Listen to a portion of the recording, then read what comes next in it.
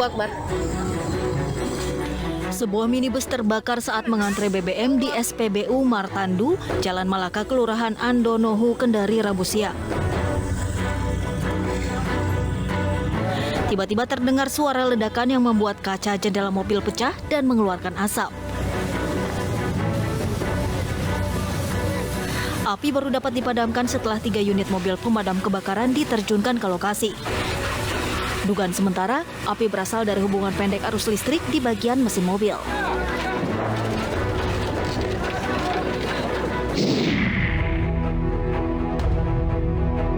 Kamera pengawas merekam detik-detik sebuah minibus terbakar di SPBU Panyabungan, Mandailing, Natal, Sumatera Utara, Rabu pagi. Warga yang tengah antre mengisi BBM panik dan langsung menjauhi mobil yang terbakar. Api muncul saat pengemudi hendak menyalakan mesin mobil usai mengisi BBM. Beruntung api berhasil dipadamkan petugas SPBU dengan menggunakan alat pemadam api ringan, sehingga kobaran api tidak merembet ke pompa SPBU.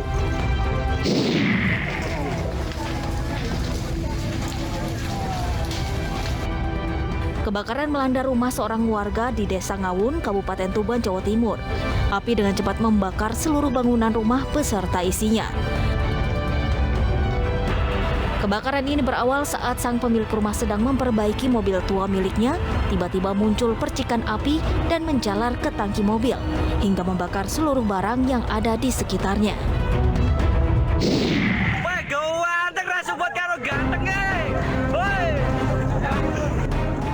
Seorang pemuda dihajar massa karena berusaha merampas tas milik siswi di kawasan Kampung Inggris, Kediri, Jawa Timur.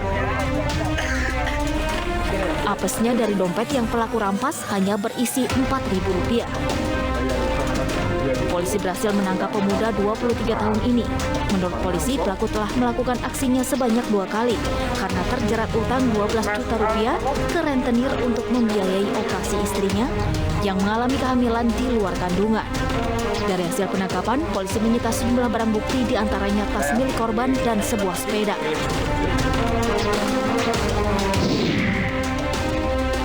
Sementara itu di Pandeglang, Banten, seorang pemuda terekam CCTV saat mencuri di sebuah warung sembako. Pemilik warung yang mengetahui aksi pencurian ini kemudian mengejar pelaku.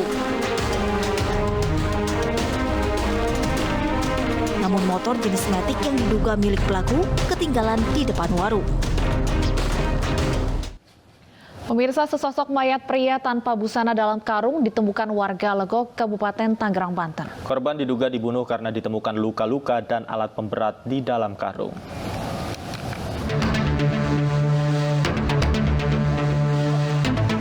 Penemuan mayat berjenis kelamin laki-laki tanpa identitas dalam karung terapung di danau bekas galian pasir ini gegerkan warga Legok, Kabupaten Tangerang, Banten.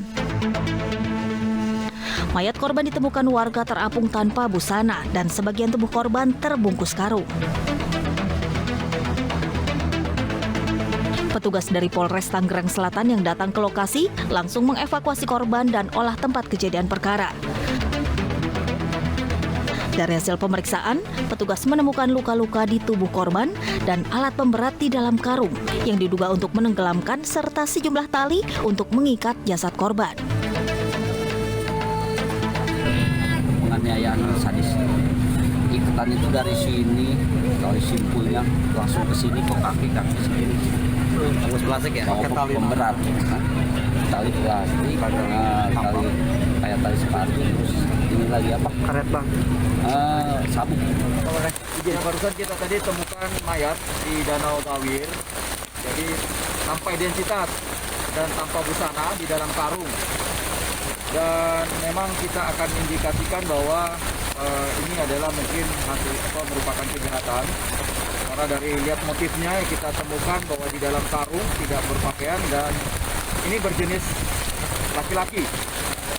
Dan ada beberapa ikatan dan pemberat di dalam karung. Pihak polisian berharap bagi warga yang merasa kehilangan anggota keluarga untuk segera melaporkan ke kantor polisi. Kasus penemuan mayat ini tengah dalam penyelidikan Polres Tangerang Selatan. Dari Kabupaten Tangerang, Banten, Aimarani, iNews melaporkan. Sementara itu, mayat pria tanpa identitas ditemukan warga di pinggir tol Karangtengah, Tanggerang, Banten dengan kondisi mengenaskan. Polisi menduga mayat tersebut korban pembunuhan. Setelah mendapat laporan warga, polisi langsung mendatangi lokasi ditemukannya jasad pria yang tergeletak di semak-semak pinggir tol Karangtengah, Tanggerang, Banten. Mayat pria tanpa identitas ini pertama kali ditemukan seorang satpam dengan kondisi terbungkus jas hujan. Dari hasil olah TKP, sementara polisi menemukan pisau cutter yang tergeletak di samping mayat pria tersebut. Polisi tidak menemukan barang-barang milik korban di lokasi. Dugaan polisi, mayat tersebut adalah korban kekerasan dengan disertai pembunuhan. Guna kepentingan penyelidikan, mayat tanpa identitas tersebut dibawa ke Rumah Sakit Umum Daerah Kabupaten Tanggerang. Saat ini kita sudah melakukan olah TKP, ya. Kemudian kita sedang melakukan otopsi dan saat ini kita sedang buat tim gabungan untuk bisa mengungkap identitas maupun penyebab luka-luka dari korban. Jadi seperti itu. Saat ditemukan, Pak, kondisi jasad ini seperti apa, Pak? Dalam kondisi seperti apa, Pak? Iya, tadi kita temukan ada tanda-tanda. Polisi menangkap 7 pemuda yang menggelar balap liar di Jalan Antasari, Cilandak, Jakarta Selatan. Para pemuda itu melakukan balap liar untuk kebutuhan konten.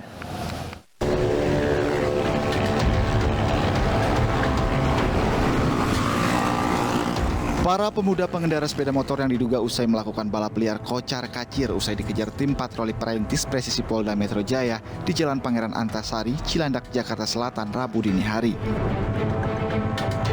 Seorang pemotor bahkan sempat terjatuh di Jalan TB Simatupang setelah mencoba kabur dari kejaran petugas. Tak lama mendapatkan pemotor terjatuh, petugas kembali mengejar 2 pengendara sepeda motor yang sedang menunggu rekan-rekannya datang.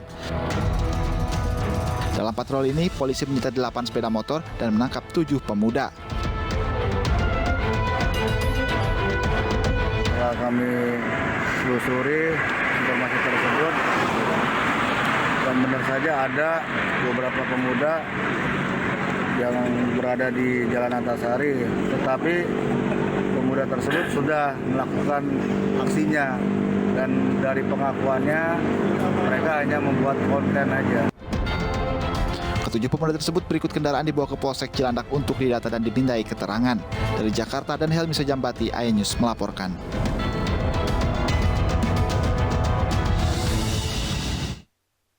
Tujuh korban selamat kapal motor Ladang Pertiwi yang tenggelam di perairan Selat Makassar tiba di Bandara Sultan Hasanuddin. Para korban selamat ini sebelumnya sempat terombang-ambing di tengah lautan selama 16 jam.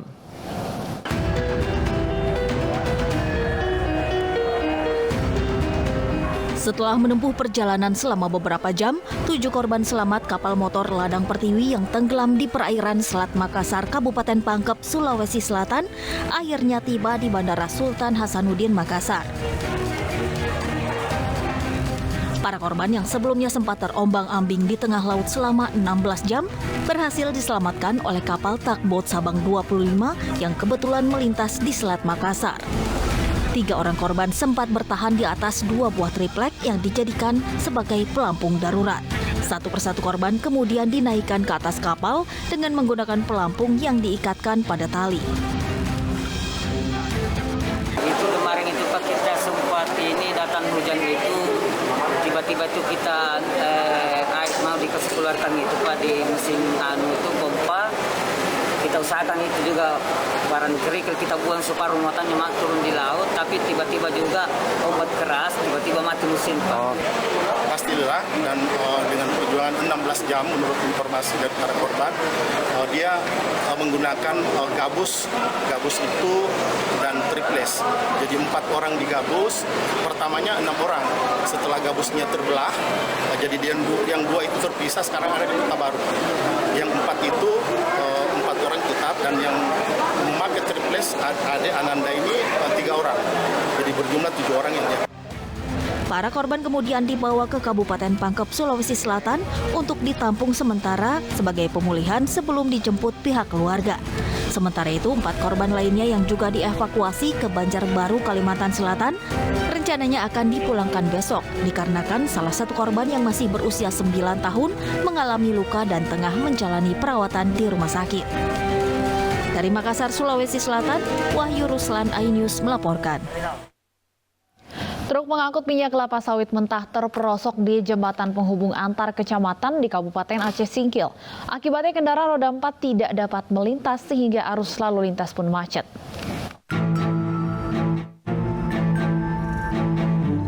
Truk pengangkut minyak kelapa sawit mentah atau CPO terperosok di jembatan Handel yang merupakan akses utama penghubung Kecamatan Gunung Meriah menuju Kecamatan Singkohor dan Kecamatan Kota Baharu. Selain karena kondisi jembatan yang memang sudah rusak selama bertahun-tahun, berat truk CPO yang diperkirakan mencapai 20 ton juga menjadi penyebab mobil tangki terperosok. Kejadian ini menyebabkan kendaraan roda 4 tidak dapat melintas dan menyebabkan kemacetan.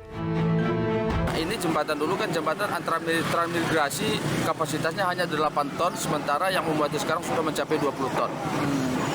Jadi kondisi jembatan ini rusaknya ini sudah berapa lama dan apakah sudah ada perhatian dari pemerintah daerah? Kalau untuk perhatian dari pemerintah sampai sekarang belum ada. Ini hanya perusahaan yang membetuli dan hanya lubang yang betuli. Memang pemerintah sudah ada membangun jembatan, tapi kita tidak tahu kapan untuk dilanjutkan jembatan yang lagi dibangun saat ini. Sementara itu, pemerintah daerah Aceh Singkil telah lama mengerjakan jembatan baru di samping jembatan lama, namun hingga saat ini pembangunan jembatan masih belum selesai. Dari Kabupaten Aceh Singkil, Aceh, Suparman Munte, iNews melaporkan. 325 petugas haji Indonesia berangkat ke Tanah Suci. Sebelum berangkat, petugas harus mengikuti berbagai rangkaian bimbingan teknis, termasuk tes PCR sebagai protokol kesehatan. Dan berikut laporan Ahmad Sudraji dari Asrama Haji Pondok Gede, Jakarta Timur. Ya pemirsa, ada sekitar 800 petugas haji yang akan diberangkatkan ke Tanah Suci. Sebelum berangkat dan bertugas, petugas terlebih dahulu mendapat pembekalan di Asrama Haji Pondok Gede. Untuk kelompok kerja Madinah dan juga bandara berangkat pada awal Juni ini. Dan di Asrama Haji ini mereka mendapat pembekalan dan juga sejumlah rangkaian, mulai dari swab PCR, kelengkapan berkas hingga administrasi dan nantinya akan diberangkatkan ke Tanah Suci. Setelah 2 tahun absen karena pandemi, penantian panjang penyelenggaraan ibadah haji akhirnya terlaksana. Sebagai bagian penyelenggara ibadah haji, ratusan petugas yang akan ditempatkan di bandara dan Madinah telah memasuki Asrama Haji Pondok Gede, Jakarta. Rangkaian pertama usai bimbingan teknis adalah tes PCR. Kemudian petugas akan mendapat gelang identitas yang harus digunakan selama berada di Tanah Suci. Ya, setelah melakukan swab PCR dan juga registrasi, langkah selanjutnya bagi petugas adalah mendapatkan gelang. Gelang ini isinya informasi berupa nama, nomor paspor. Sedangkan bagi nanti jemaah calon haji, isinya adalah nama, nomor koper dan juga nomor paspor. Setelah ini, saatnya menimbang koper. Langkah berikutnya adalah penimbangan koper. Bagi petugas maupun jemaah, berat maksimal koper bagasi adalah 25 kg. Sejumlah barang yang dilarang masuk kabin antara lain cairan berlebih maupun yang membahayakan penerbangan.